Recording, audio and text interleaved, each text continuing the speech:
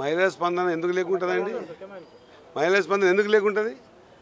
ఈ తెలంగాణ రాష్ట్రంలో మునుపెప్పుడు చేయని విధంగా ప్రతి మా సోదరిమణిని కూడా బస్సులో ఫ్రీ ప్రయాణం చేయిస్తున్నాం. ఎందుకు స్పందన లేకుంటుంది? సేమ్ టైం ఇప్పుడు కాన్స్టిట్యూన్సీ హెడ్ క్వార్టర్లో 100% మహిళల కోసం వడ్డీ లేని రుణాలు కార్యక్రమం తీసుకున్నాం. ఎందుకు స్పందన లేకుంటుంది? మహిళలు ఇబ్బంది పడతా ఉన్నారు, ఇల్లు నడిపేది వాళ్ళు కాబట్టే 987 రూపాయల గ్యాస్ కుండని కొనలేరు కాబట్టి 500 రూపాయలకి ఇచ్చే కార్యక్రమం తీసుకున్నాం.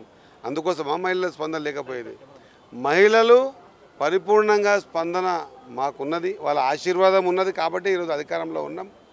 వాళ్ళ కోసం ఎంతవరకైనా ఏడి స్థాయికైనా దిగి పనిచేయడానికి సిద్ధంగా ఉన్నాం. ఆ ఆలోచన మాదన మైండ్లో ఫ్రేమ్ అయి ఉన్నది.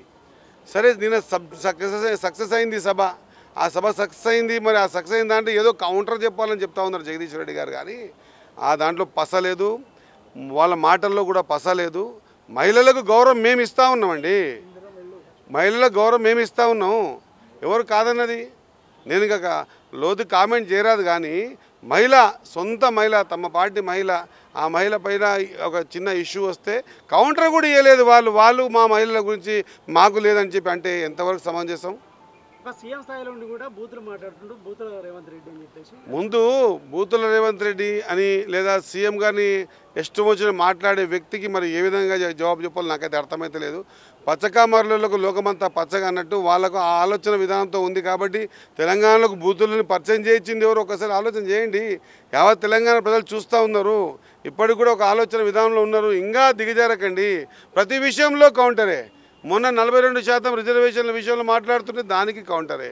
ప్రతి దాంట్లో కూడా ప్రభుత్వము తమ అధికారంలో 9-10 ఏళ్ళు ఉన్నప్పుడు చేయలేని పని మేము వచ్చిన తర్వాత బీద బడుగు బలహీన వర్గాల గురించి, తాడిత పీడిత ప్రజల గురించి ఆలోచన చేస్తూ ఉంటే ఎక్కడ వీళ్ళకంతా క్రెడిట్ వస్తుందేమో, మేము నామరూపాలు లేకుండా అవుతామేమో అనే భయానికి మాట్లాడుతున్న మాటలు తప్ప ఆ మాటల్లో అంత బలం లేదండి. జ్ఞానం బుద్ధి రేవంత్ రెడ్డికి లేదు, ముందు అది తెచ్చుకోవాలి. ఒక రాష్ట్ర ముఖ్యమంత్రిని పట్టుకొని జ్ఞానము బుద్ధి రేవంత్ రెడ్డి గారికి లేదు అనేటువంటి వ్యక్తి, ఆయనకెంత జ్ఞానం ఉందో ఇక సమాజం అంతా చూస్తూ ఉందండి.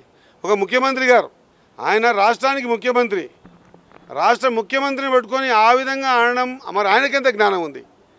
ఈ విధంగా మాటల్లో మీడియాలో మాట్లాడగానే అది చర్చకు వస్తుంది, మా టాపిక్ డైవర్ట్ అవుతుంది, లేదా వీళ్ళందరూ కూడా 42% రిజర్వేషన్లో మైలేజ్ కాంగ్రెస్ పార్టీకి వస్తుంది అనే ఒకటి భ్రమలో ఉంటే మైలేజ్ కాంగ్రెస్ పార్టీకి రాదు, బీసీలకు వస్తుంది మైలేజ్. ఈరోజు ఒక బీసీ బిడ్డ కాకపోయినా కూడా ఈ తెలంగాణ రాష్ట్ర ముఖ్యమంత్రి ఒక ఓసీ అయినా కూడా బీసీల పట్ల నేను ఒక ప్లాట్ఫామ్ ఏర్పాటు చేయాలి. రాహుల్ గాంధీ గారి ఆలోచన ఇస్ దేశ్ మే జితనే జితనీ ఆబాదీ है जिनकी उनको उतना हिस्सा मिलना चाहिए అనే ఆలోచనతో ముందుకు వచ్చినప్పుడు ఈ రాష్ట్రంలో అధికారం ఉన్నా కాబట్టి ముందు మనం ఇంప్లిమెంట్ చేయాలి అనే ఉద్దేశంతో అసెంబ్లీలో బిల్లు పాస్ చేసి అక్కడ పంపించడం జరిగింది సెంట్రల్ గవర్నమెంట్కి. కాబట్టి నేను ఏమంటున్నానంటే చేస్తున్న ప్రతి పని మీద స్పందన వస్తుంది. ఇక నేను ఆ స్పందనను కూడా మీరు భరించలేకపోతే, భరించకుండా ఇట్లా మాట్లాడితే అది కరెక్ట్ కాదు అన్నమాట గుర్తు చేస్తూ ఇక మళ్ళీ అతను మాట్లాడితే నిన్న మా మందుల సామీలో స్టేజ్ మీదే ఉండే ఆయనే జవాబు చెప్తాడు ఆయనకు. Thank you.